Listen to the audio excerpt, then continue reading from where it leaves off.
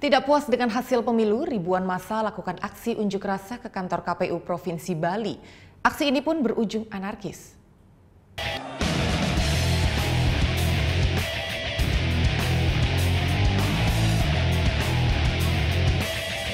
Aksi unjuk rasa yang awalnya berjalan dengan aman tiba-tiba berlanjut menjadi anarkis.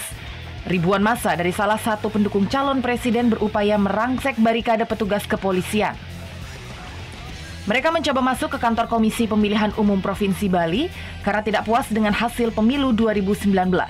Upaya pihak kepolisian untuk menenangkan massa tidak membuahkan hasil, termasuk pengerahan anjing dari Satuan K9 Polda Bali. Namun massa tetap berupaya melawan petugas dengan lemparan batu. Massa juga melakukan pembakaran ban. Setelah melakukan upaya paksa pembubaran dengan penyemprotan water cannon dan gas air mata, massa akhirnya membubarkan diri. Namun mereka justru melanjutkan aksi anarkisnya dengan membakar dan menjarah toko-toko yang ada di Denpasar. Pihak kepolisian pun terpaksa melakukan tindakan tegas dengan menurunkan satuan khusus dari kepolisian. Petugas akhirnya berhasil menangkap sejumlah provokator dan membubarkan massa.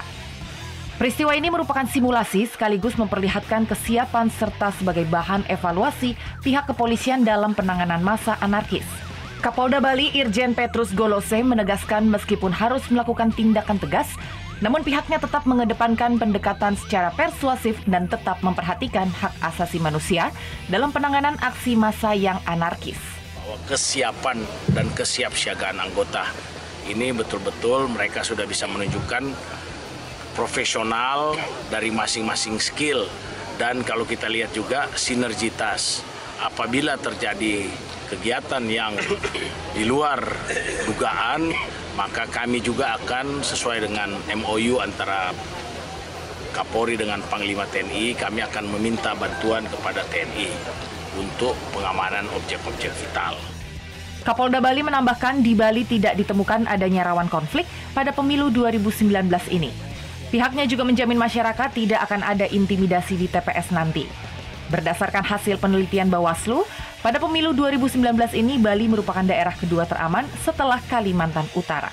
Surya Sanjaya melaporkan untuk NET.